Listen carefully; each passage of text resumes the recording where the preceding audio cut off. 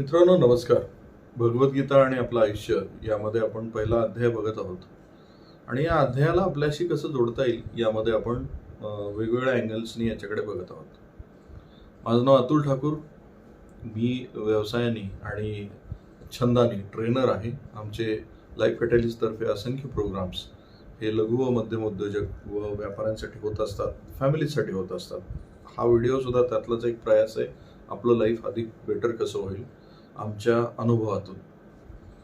32व्या श्लोकामध्ये एक फार इंटरेस्टिंग गोष्ट आहे. अर्जुन श्रीकृष्णाला आता इथे सांगतोय की असं राज्य ज्याच्यामध्ये मीच माझ्या लोकांना मारेल आणि ते मिळून तरी मी काय उपयोगाचं आहे, ह्याचा काय उपयोग आहे.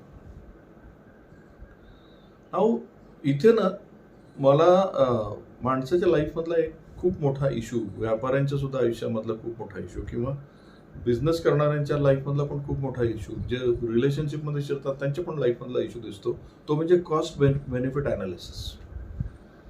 तुम्ही एखाद्या गोष्टीला कमिटेड झाला त्यानंतरचं जे कॉस्ट बेनिफिट अनालिसिस जे होतं ना ते उपयोगाचं नसतं मित्रांनो. कॉस्ट बेनिफिट अनालिसिस अगोदरच करायचं असतं. जनरली आपली वृत्ती अशी आहे की आपण एखादी गोष्ट करायची ठरवतो आणि नंतर ती लक्षात येतं की अरे हे करणं तेवढं फायद्याचं नाही आहे. त्यावेळेस आपण तर्क वितर्क देऊन त्याचं कॉस्ट बेनिफिट अनालिसिस करून माघार घेतो. म्हणजे असे बरेचसे व्यापारी मित्र आहेत जे एखादी ऑर्डर घेतात आणि नंतर त्यांना लक्षात येतं की अरे ही ऑर्डर करणं तर आपल्याला उलटं धोकादायक आहे, म्हणून ते काय करतात, ती ऑर्डर काहीतरी कारण सांगून टाळायला लागतात. मी त्यांना नेहमी तेच सांगतो की हे cost benefit analysis before taking the order असतं, नंतर नाही आहे. रिलेशनशिपचं पण असंच आहे. Once you commit to some relationship तिथे कॉस्ट बेनिफिट अनालिसिस नंतर नाही होत. तुम्हाला जे काय करायचं ते अगोदरच करायचं असतं. तुम्ही तुमच्या मुलांना सुद्धा ज्यावेळेस त्यांचं संगोपन करत असता, त्यांना वाढवत असता, तिथे पण कॉस्ट बेनिफिट अनालिसिस नाही आहे. तुम्ही एकदा त्यांना जन्म दिला, it becomes your responsibility to grow them. त्यांना जसं पाहिजे तसं वाढवणं हे तुमची जबाबदारी होते.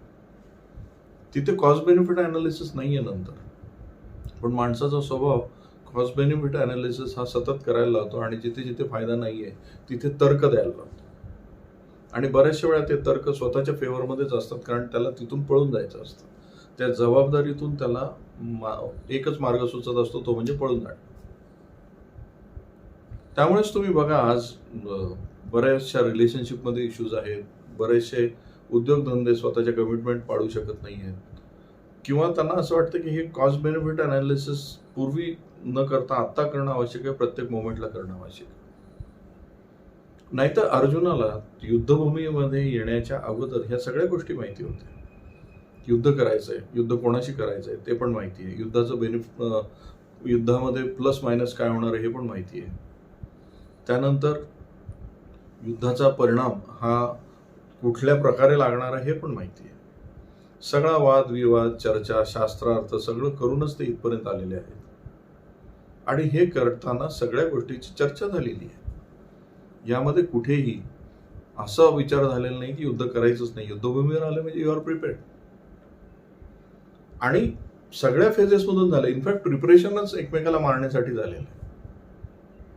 मग तिथे आल्यानंतर हा तर्क देणं किंवा ह्या उदात्तपणे असं म्हणणं की यांना मारून मिळणाऱ्या राज्याचा काय उपयोग आहे किंवा असं राज्य मिळून तरी काय करायचं आहे, तर मित्रांनो हा तर्क तिथे काही कामाचा नाही आहे ना.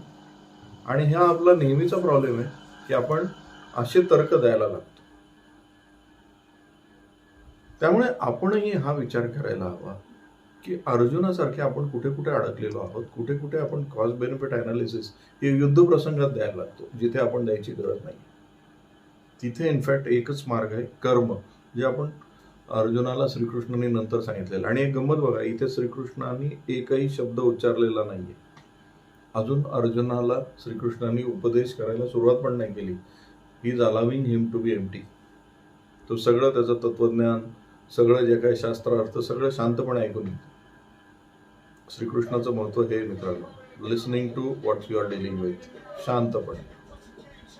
हा व्हिडिओ आपण इथेच थांबूया. तुम्हाला हे जर आवडला असेल तर याला लाईक करा, शेअर करा आणि या चॅनलला सबस्क्राईब करा. धन्यवाद.